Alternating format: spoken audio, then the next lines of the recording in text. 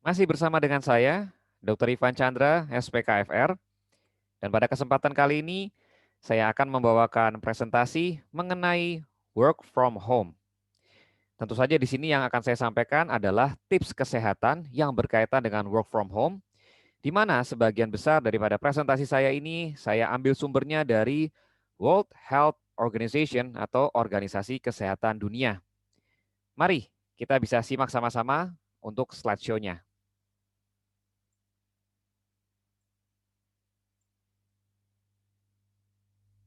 Ya, Bapak Ibu sekalian, jadi di sini nanti saya akan memaparkan tentang apa saja yang perlu diketahui mengenai masalah menjaga kesehatan selama bekerja dari rumah. Ini penting mengingat karena kondisi saat ini masih berjalan pandemi COVID, di mana tentunya dengan pembatasan aktivitas, maka masyarakat akan lebih banyak bekerja dari rumah. Nah, tetapi ternyata pada saat bekerja dari rumah juga kadang bisa muncul masalah-masalah kesehatan, entah itu masalah sakit pinggang karena duduk yang tidak tepat dan sebagainya, atau mungkin kelelahan pada matanya. Nah, ini perlu kita sikapi bersama dan kita perlu tahu bagaimana untuk menjaga fisik kita supaya jangan sampai mengalami kondisi-kondisi yang kurang bagus untuk kesehatan kita. Nah, kita akan mulai di slide yang pertama. Yang pertama, jadi yang perlu dikerjakan selama kerja di rumah atau kerja dari rumah, yaitu adalah tetap aktif, ya. Jangan cuman ya di kamar saja, tiduran saja misalnya, atau misalkan hanya duduk saja, ya. Perlu nanti secara berkala tuh memastikan postur duduk kita yang tepat seperti apa. Nah, nanti di slide-slide yang berikutnya akan saya tampilkan bagaimana caranya untuk bisa untuk duduk yang tepat, ya. Nah, kemudian juga perlu ada waktu break-nya juga ya. Pada saat ya maksudnya antara duduk dengan berdiri ya ketika bekerja ataupun juga dengan telepon kita ataupun juga saat menonton TV. Ya, jadi intinya di sini sebenarnya adalah jangan berada pada satu posisi yang sama dalam waktu yang lama.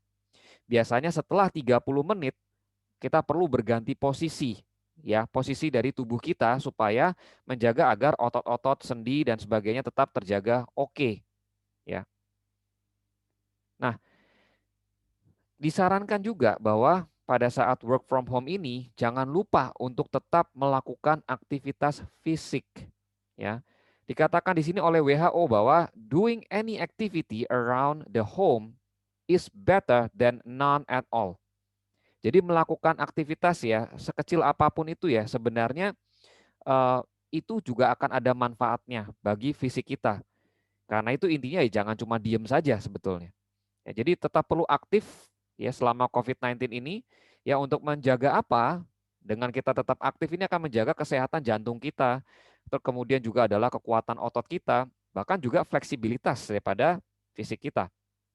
Selain itu, ternyata dengan kita tetap aktif itu juga akan menjaga kesehatan mental kita juga.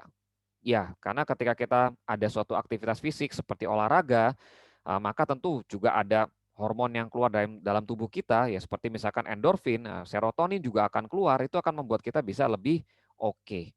Ya. Untuk olahraganya sendiri atau untuk aktivitas fisik ya, sebenarnya tidak ada batasan, tidak ada harus mengerjakan apa, cuman memang lebih disarankan adalah dikerjakannya di dalam rumah. Contoh misalkan melakukan senam ya atau misalkan yoga, pilates, bisa bisa mengerjakan itu semua. Dan saran saya juga adalah kerjakanlah bersama dengan seisi keluarga, bahkan termasuk dengan anak-anak supaya mereka pun jangan bosen dan jangan cuma habis waktu di depan gadgetnya ya. Oke. Jadi ini salah satu panduannya adalah bahwa sebetulnya untuk aktivitas fisiknya itu sendiri juga direkomendasikan adalah untuk dewasa itu adalah sekitar 30 menit sehari ya untuk aktivitas fisiknya atau olahraganya. Dan untuk anak-anak lebih disarankannya juga adalah bisa aktivitas fisik sekitar 1 jam per hari. Nah, inilah pula tadi saya katakan kalau nanti olahraga pun jangan cuma sendirian tapi ajak anak-anak Bapak Ibu sekalian ya. Berikutnya saya akan menyajikan juga sedikit tips dari aspek nutrisi. Ya, ini yang umum saja. Yang pertama adalah juga tentu pastikan minumnya harus cukup ya.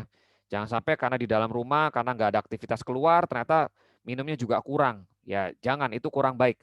Ya tetap disarankan minum air, ya air putih tentunya, yang cukup kurang lebih sekitar 1,5 sampai 2 liter per hari. Ya. Kemudian juga tentu perlu memakan makanan yang bervariasi, termasuk cukup untuk sayur dan buahnya. Ya ini sekalian juga untuk nutrisi kita, selain itu juga untuk kebutuhan vitamin kita juga, untuk menjaga imunitas kita tetap oke. Lalu juga yang disarankan juga oleh WHO adalah kurangilah konsumsi gula, ya. Jadi jangan sampai terjebak karena ya cuma kebanyakan di dalam rumah, udah ya aktivitasnya pun lebih kurang pastinya kan dibandingkan sebelum-sebelumnya. Terus kita konsumsi gula kebanyakan entah dengan minuman soda dan sebagainya, itu kurang baik tentunya buat kesehatan kita. Jadi tetap sedapat mungkin adalah kurangi konsumsi gula, ya.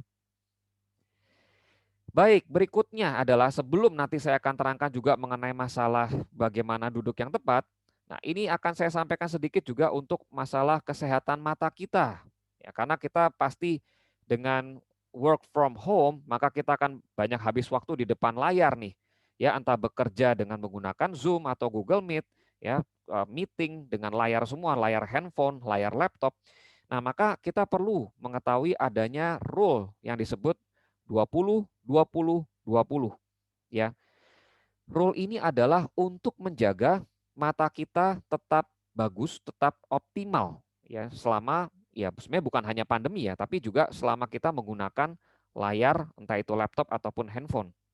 Rule ini seperti apa aturannya? Aturannya adalah bisa dilihat bahwa setiap 20 menit ya, setiap 20 menit kita memandang layar, maka perlu mengambil waktu break atau istirahatkan mata kita selama 20 detik. Caranya bagaimana? Caranya adalah melihat objek sejauh 20 kaki.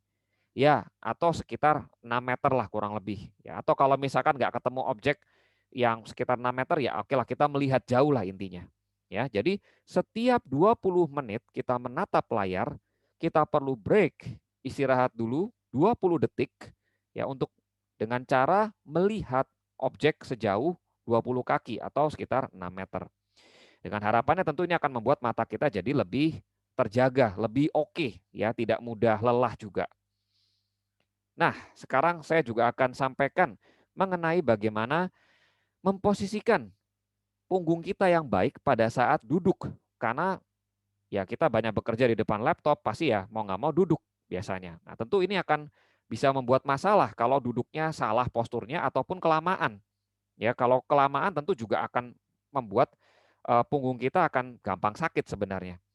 Nah, di sini ini juga berlaku untuk anak-anak ya, Bapak Ibu sekalian.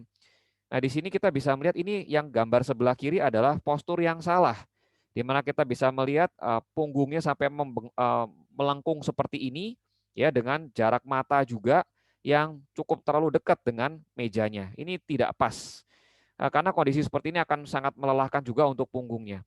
Nah, yang tepat adalah di gambar yang sebelah ini, ya, di mana kita bisa lihat di sini kita bisa melihat kursinya itu ada satu sandaran. Ya, jadi punggungnya ini, punggung daripada anak ini menempel penuh pada sandaran kursinya. Selain itu juga jarak antara mata dengan layar atau dengan ya apa ya, objek yang mau dilihat tersebut juga dalam jarak yang oke sekitar ya 30-40 cm kurang lebih. Ya, meskipun ada juga yang mengatakan sih sekitar 40 sampai 60 cm ya atau 70 cm. Ya, tapi intinya memang jangan terlalu dekat sekali dengan objek yang mau kita baca atau yang mau kita tulis ya seperti gambar sebelah ini. Ya, ini yang salah soalnya ya. Jadi jaraknya perlu diatur, kemudian juga bisa lihat di sini kakinya juga rileks ya. Kakinya di sini bisa kita lihat rileks dengan menekuk kurang lebih 90 derajat. Ya, paling baik kalau bisa ada penahan di bagian kaki ya. Footrest kita bilang ya untuk buat kaki kita bisa cukup santai pada saat kita mengerjakan tugas. Oke. Dan ini juga pada dewasa ya kurang lebih sama sih sebenarnya prinsipnya ya. Kurang lebih yang tadi saya katakan ya posisinya harusnya duduknya seperti ini. Ya, ini yang sebelah kiri ini adalah contoh yang salah. Yang saya rasa mungkin juga Ya, kebanyakan kita dan juga saya dulu juga cukup sering mengerjakan seperti ini. Ya. Nah, kemudian saya juga mau sampaikan ada alternatif yang lain juga bagi Bapak Ibu sekalian. Kalau misalkan udah capek juga nih kebanyakan duduk, bisa juga dengan mengatur posisinya bekerja sambil berdiri. Ya, jadi di depan layar ya tetap dengan jaga jarak pandang yang oke juga, tapi kita bisa kerjakan dengan posisi berdiri. Ini pun juga boleh, ya. Dan seperti saran saya ya enakan tadi sekitar setengah jam dari satu posisi berganti ke posisi yang lain, itu akan lebih baik. Terakhir tetap saya akan ingatkan lagi meskipun ya ini pasti sudah Bapak Ibu ketahui sekalian, tetap kita perlu menjaga protokol kesehatan dengan ketat. Saya mungkin tidak akan paparkan di sini terlalu detail, tapi yang pasti ini perlu dikerjakan. Dan kalau masih belum jelas, saya juga sudah siapkan dan sudah tampilkan juga video YouTube-nya soal protokol kesehatan. Terima kasih, itu saja presentasi dari saya kali ini. Semoga membantu Bapak Ibu sekalian. Salam sehat, tetap semangat, Tuhan memberkati kita semua.